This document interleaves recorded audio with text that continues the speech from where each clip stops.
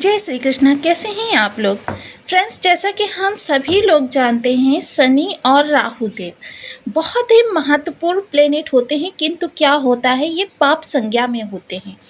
पाप संज्ञा में होने के कारण जब भी इस ऊर्जा का किसी भी भाव में वास होता है तो हमारे जीवन में क्या होता है, उस भाव से संबंधित हमें दुर्योग ज़्यादा देखने के लिए मिलते हैं और राजयोग कम देखने के लिए मिलते हैं। किंतु शनि और राहु का आने वाला समय आपके लिए बहुत ही विशेष होने वाला है। जैसा कि हम सभी लोग जानते हैं कि शनि देव इस समय 19 डिग्री के हो चुके हैं और राहु देव 11 डिग्री के हैं। दोनों ही ग्रह अपनी अपनी युवावस्था में गोचर करने जा रहे हैं। शनि देव जो कि वक्री अवस्था में गोचर कर रहे हैं और वक्री होकर यह देखिए प्रतीति के अनुसार कि जो कुछ हमें दिखाई देता है उसी के अनुसार चलता है, अन्यथा सूर्य तो यथावत ही रहता है। बस धरती के घूमने के कारण हमें सूर्य का सूर्योदय या सूर्यास्त दिखाई पड़ता है, जिसके कारण दिन और रात होते हैं। उसी प्रकार देखिए ग्रह अपने ही स्थान पर रहता है, किंतु वो 3 भावों का एक भाव आगे और एक भाव पीछे आपको प्रभाव प्रदान करने लगता है। वहीं इस समय पर शनि देव क्या है, शतभिषा नक्षत्र में गोचर कर रहे हैं और राहु देव जो है वह उत्तरा भाद्रपद नक्षत्र में गोचर कर रहे हैं। शनि देव का शतभिषा नक्षत्र में गोचर होना, क्योंकि देखिए जब इनकी प्रतीति उल्टी चल रही है विपरीत दिशा में, तो ये विपरीत चलते चलते डिग्री कम हो रही है। उसी तरीके से इनके नक्षत्र जो कि पूर्व में के शतभिषा नक्षत्र में गोचर कर रहे थे, तो पूर्ववत चलते हुए ये शतभिषा नक्षत्र में ही हैं।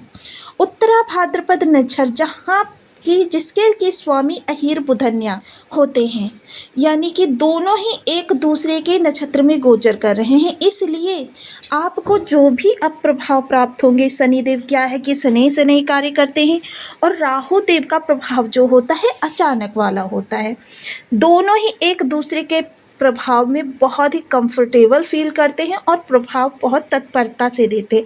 अब चूँकि इनके डिग्री भी युवावस्था के पास आ चुकी है और ये आने वाले समय में यानी कि 1 सप्ताह में कह सकते हैं कि यह युवावस्था में दोनों ही ग्रह एक साथ पहुंच जाएंगे।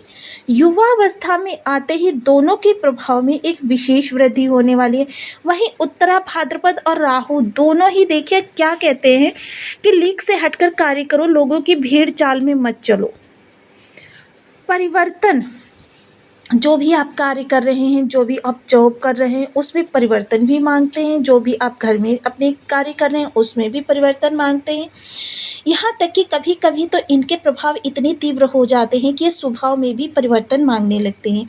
वहीं देखिए शनिदेव के पास 3 दृष्टियाँ हैं। सबसे दूर की दृष्टि शनिदेव के पास है तृतीय, सप्तम और दशम। राहु देव के पास भी 3 दृष्टियाँ हैं, पंचम, सप्तम, नवम। अब राहु का क्या है, राहु कुंडली के 12 भावों में से 6 भावों को ब्लॉक कर देते हैं यदि नकारात्मक अवस्था में हों। तो 6 भाव राहु ने ब्लॉक किए, क्योंकि केतु जस्ट सामने होते हैं। 3 भाव राहु कवर करते हैं, 3 भाव केतु कवर करते हैं। इस तरीके से यदि देखें तो 6 भाव आपके इनके द्वारा कवर किए जाते हैं। कर्म और लाभ का कारकत्व जो है, किसी भी लग्न का जातक हो का लाभ और कर्म का कारकत्व जो है वह शनिदेव के पास होता है। परोक्ष या अपरोक्ष रूप से ये आपके हानि या लाभ के कारक हो जाते हैं। राहु के पास देखिए अचानक कारकत्व है, वृद्धि का कारकत्व है, मैनिपुलेट करके अपने काम को निकलवाने का कारकत्व है, तीव्र और तीक्ष्ण बुद्धि के स्वामी बना देते हैं, आपके व्यक्तित्व को बहुत प्रभावशाली बना देते हैं, इतना प्रभावशाली कि कोई भी आपकी बात को काट ही नहीं सकता। आप कोई गलत बात भी सामने वाले से मनवाना चाहते हैं तो वो सामने वाला उसको भी मानने के लिए बाध्य हो जाता है। तो देखिए इनके प्रभाव जो होते हैं बहुत व्यापक देखे जाते हैं। यदि 6 भाव राहु के द्वारा ब्लॉक कर दिए गए तो फिर आपके जीवन में बचा ही क्या। 6 अन्य भाव वह किसी अन्य ग्रह के द्वारा यदि ब्लॉक कर दिए गए फिर तो जीवन बिल्कुल नीरस हो जाता है। अब यहाँ पर सबसे विशेष बात निकल कर ये आती है कि राहु आपके जीवन में अब किस तरीके के प्रभाव देने वाले। हर राशि में और हर भाव में इनके अलग अलग प्रभाव हो जाते हैं। तो आज चर्चा करेंगे आपकी राशि के अनुसार ये आपको अब किस तरीके के प्रभाव प्राप्त कराने वाले। तो बनी रहिए हमारे साथ इस वीडियो में, एंड तक। वीडियो बहुत ज्ञानवर्धक होने वाला है, सूत्र के साथ सारी चीज़ों को। यदि आपके लग्न में 12 नंबर बना हुआ है तो ये राशिफल आपके लिए। यदि कुंडली में कहीं भी चंद्रमा के साथ 12 नंबर बना हुआ है तो ये राशिफल आपके लिए। कुंडली ना होने की स्थिति में आप इसे नाम राशि से भी देख सकते हैं। यदि अभी तक आपने अपने इस चैनल को सब्सक्राइब नहीं किया है तो प्लीज़ सब्सक्राइब कर लीजिए, वीडियो को लाइक कर दीजिए, चैनल को शेयर कर दीजिए। इससे होगा क्या कि हमारे आने वाले हर वीडियो की नोटिफिकेशन मिल सकेगी आपको। सबसे पहले एक प्यारा सा कमेंट करना बिल्कुल ना भूलें। कमेंट से हमें बहुत मोटिवेशन मिलता है, हौसला मिलता है और ये पता चलता है आप और क्या जानना चाहते हैं। तो देखिए, शनि देव जो बैठे हुए हैं वो आपके द्वादश भाव में बैठे हुए हैं। द्वादश भाव किस चीज़ का होता है? द्वादश भाव आपके खर्चों को इंडिकेट करता है। द्वादश भाव आपके कोर्ट कचहरी को इंडिकेट करता है। द्वादश भाव आपके घर की हॉस्पिटैलिटी को इंडिकेट करता है। द्वादश भाव आपके विदेश से जुड़े हुए कार्यों को इंडिकेट करता है। अब यहाँ पर द्वादश भाव में शनिदेव के बैठने का मतलब ये है कि द्वादश भाव से संबंधित, यानी कि द्वादश भाव देखिए आपका त्रिभाव हो जाता है, ये कष्टों को बढ़ाता है, किंतु ये आपके लाभ के भी स्वामी होते हैं। और वर्तमान समय में ये आपको 3 भावों का प्रभाव दे रहे हैं। शनिदेव क्योंकि वक्री अवस्था में है और इस समय युवावस्था की ओर तीव्रता से बढ़ रहे हैं। अब यहाँ पर ये 3 भावों का जब प्रभाव दे रहे हैं तो इस समय आपको लाभ और लग्न का भी प्रभाव मिला है। इस समय बहुत ही कर्मठ व्यक्ति हैं आप। आपके सामने कितनी भी बड़ी चुनौती आ जाए, आप उसको करने से बिल्कुल भी पीछे नहीं हटते हैं। क्योंकि देखिए, ये 21 माह जो 7.5 के निकले हुए हैं, ये आपने बहुत ही संघर्षों में आगे बढ़ाए हैं। चीज़ें जो हैं बहुत तीव्रता से परिवर्तित हो रही हैं। अब देखिए, युवा अवस्था के राहु आपको इन 3 भाव से जुड़े हुए प्रभाव देंगे, यानी कि धन आगमन भी होगा और धन व्यय भी होगा। किंतु यदि आपने यहाँ पर थोड़ी सी समझदारी का परिचय दिया तो जो ये धन व्यय होगा वो आपका सार्थकता में इन्वेस्टमेंट होगा। चीज़ें जो हैं देखिए अपने अनुकूल करने के लिए थोड़ा सा आपको समझदारी से, क्योंकि किसी भी चीज़ को, क्योंकि शनि जो है दूरदर्शी ग्रह है। दशम दृष्टि जो सबसे दूर की दृष्टि है वो शनिदेव के पास है, और सौर मंडल में जो सबसे दूर का ग्रह है वो है शनिदेव। तो इस तरीके से यदि देखें तो दूरदर्शिता पूर्ण आपके निर्णय इस समय पर आपको बहुत अच्छा लाभ प्रदान कर सकते हैं।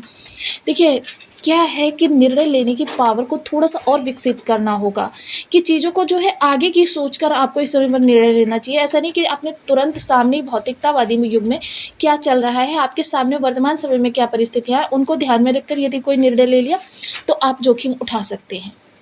निर्णय जो इस दौरान लें वो ऐसे लें जो कि आपको दूरगामी उत्तम परिणाम प्रदान कर सकें। आप बहुत ही कर्मठ व्यक्ति हैं, प्रभावशाली व्यक्ति हैं। एक कहते हैं ना कि इस समय एक थोड़ी सी आपके अंदर इरिटेशन देखी जाएगी, जिस इरिटेशन के प्रभाव से आप थोड़े से कार्यों को बिगाड़ सकते हैं, किंतु यदि इस पर नियंत्रण कर लिया जाए तो यह स्थिति ज़्यादा भयावह नहीं होती है। वहीं देखिए, शनिदेव की तृतीय दृष्टि जो जाएगी, आप देखिए कुछ लोगों का यह भी मत है कि क्या शनि जब अलग अलग भावों से प्रभाव देते हैं तो क्या इनकी दृष्टियों का भी अलग अलग प्रभाव प्राप्त होता है? बिल्कुल नहीं। दृष्टियों का प्रभाव आपको यहाँ से द्वादश भाव से ही प्राप्त होगा। तृतीय दृष्टि आपके धन, वाणी, कुटुंब, आपके भोग विलास जो होते हैं, कि जैसे कि भोजन के प्रति इस समय क्या है, गरिष्ठ भोजन और तामसिक भोजन, ये 2 आपके प्रिय भोजन हैं। इन चीज़ों को बिल्कुल भी अवॉइड करें, क्योंकि शनि क्या है देखिए, थोड़े से भी निगेटिव होते हैं तो आपको कर्मठ बनाने के बजाय आलसी बना देते हैं, और यदि अच्छे होते हैं तो आपको कर्मठ बना देते हैं। दोनों ही स्थितियाँ शनि की ही हैं। अब गरिष्ठ भोजन करना आपके शनि को और ख़राब करेगा, तो इसलिए भोजन हो जितना सात्विक कर सकें उतना ही उत्तम रहेगा आपके लिए। सात्विक भोजन आपके कई सारी चीज़ों को, यानी डाइजेशन सिस्टम जो होता है उसको भी सही रखेगा, आपके मुखमंडल के तेज को बढ़ाएगा। शनि जब आपके थोड़े से भी निगेटिव होते हैं और शनि से प्रभावित आप हो जाते हैं तो क्या होता है, आपके शरीर की कांति छीड़ हो जाती है, जिसका प्रभाव सामने वाले व्यक्ति पर भी पड़ता है, बनते हुए कार्य बिगड़ जाते हैं।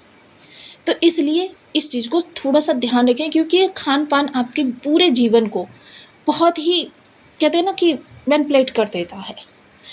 धन संचयन होगा इस समय। देखिए, वही लोग आपसे जुड़े रहेंगे जो आपको बहुत ही ज़्यादा प्रेम करते हैं, आपका किसी भी प्रकार से हित चाहते हैं, क्योंकि आपकी वाणी जो है सत्यवादिता पूर्ण तो है लेकिन बहुत ही कटु है। सप्तम दृष्टि जाएगी आपके षष्ठ भाव पर, रोग रिपुरीण, यानी कि इस समय क्या है, आपके यदि हॉस्पिटैलिटी लगी हुई है तब भी आपको इस समय धर्म की शरण लेनी चाहिए, क्योंकि शनिदेव क्या है, धर्म से जुड़े हुए व्यक्ति को ज़्यादा परेशान नहीं करते हैं। तो इस समय क्या है, आपको सेकेंड ओपिनियन के द्वारा हर मर्ज का इलाज प्राप्त हो सकता है। मार्च पर दवा पहुंच सकती है। ऋण लेना चाहते हैं, देना चाहते हैं, दोनों ही स्थितियां आपके अनुकूल हैं। हालांकि शनिदेव इस समय पर आपकी ऋण लेने की स्थितियों को प्रबल कर रहे हैं। दसम दृष्टि भाग्य भाव पर जा रही है, तो क्या है कि भाग्य का कभी आपको प्रभाव ऐसा लगता है कि बहुत ज़्यादा प्राप्त हो रहा है, और कभी कभी लगता है कि भाग्य का आपको प्रभाव ही नहीं प्राप्त हो रहा है। यानी भाग्य भी जो है कभी आपके साथ हो जाती है, कभी आपसे दूर चली जाती है। भाग्य आपके जीवन में 50% ऐसा रोल प्ले करती है जो आपके जीवन को कहते हैं ना 99% पे काम ले जाके इसलिए स्टॉप करने पड़ते हैं कि आपको भाग्य का साथ नहीं मिल पाता। किंतु यह समय ऐसा है कि देखिए दोनों का परिवर्तन योग बना हुआ है। इस समय अचानक के प्रभाव प्राप्त हो रहे हैं, तो भाग्य का इस समय साथ मिलेगा। जो भी आप परिवर्तन करना चाहते हैं, परिवर्तन योग में इस दौरान आप कर सकते हैं। परिवार से जुड़े हुए परिवर्तन, कर्म से जुड़े हुए परिवर्तन, या फिर कोई महत्वपूर्ण ऐसे आपके कार्य हैं जिनको करके आप सोचते हैं कि बहुत अच्छा आगे आपको परिणाम प्राप्त होगा। लेकिन दूरदर्शिता बहुत ही अनिवार्य है। दूरदर्शिता शनि के जब भी हमें अच्छे प्रभाव प्राप्त करने होते हैं, क्या होता है, एक हैबिट आप अपनी बना लीजिए। आगे की 5 साल की प्लानिंग को एक कॉपी पे लिख के रखिए। कॉपी पे लिख के जब आप हर चीज़ों को रखेंगे तो इससे क्या होगा, आपके केतु भी प्रभावी होंगे। केतु एक्टिव होंगे तो आपके केतु की निगेटिविटी समाप्त हो जाएगी। केतु देखिए हालांकि होते बहुत ही सौम्य ग्रह हैं, इनको बहुत ही शुभ ग्रह की श्रेणी में रखा जाता है, किंतु राहु के जस्ट सामने होने की वजह से ये भी पापवत ही हो जाते हैं। तो देखिए ग्रह किसी भी तरीके से हमारे बर्थ चार्ट में विषम अवस्था में बैठा होता है, भावबल से कमजोर होता है, राशि बल से कमजोर होता है, षट बल से कमजोर होता है, शत्रु राशि में बैठा होता है, शत्रु राशि के नक्षत्र में बैठा होता है, शत्रु ग्रह से दृष्ट होता है या शत्रु ग्रह से युत होता है, डिग्री वाइज कमजोर होता है, अंश बल से कमजोर होता है, नवमांश में कमजोर होता है, दसमांश में कमजोर होता है। तो हमें इन ग्रहों की विपरीत प्रभाव ही प्राप्त होते हैं। यानी कि जब भी ये राज्यों का निर्माण करते हैं तो हमें दुर्योगों के प्रभाव ही प्राप्त होते हैं। ऐसी अवस्था में ज्योतिष के मर्मज्ञों के कथनानुसार हम इनको शुभ करने के लिए प्रयास कर सकते हैं। हालांकि देखिए मैं चुटकियों में कोई चीज़ आपको प्राप्त हो जाए ऐसा कोई उपाय इस दुनिया में बना ही नहीं है, क्योंकि जहाँ पर भाग्य की बात होती है वहाँ पर आपको निरंतर लंबे समय तक उपायों को करना होता है, तभी उनके प्रभाव आपको प्राप्त हो पाते हैं।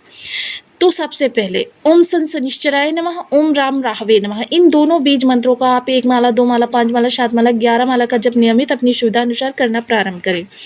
जब मंत्र जप की एक निश्चित संख्या होती है, उसके पूर्ण होने के बाद ग्रह अपने दुष्प्रभावों को हमारे ऊपर से त्याग देता है। अपनी वाणी पर नियंत्रण रखें, संयमित रहें, सदाचारी रहें, धर्म के अनुसरण करते रहें।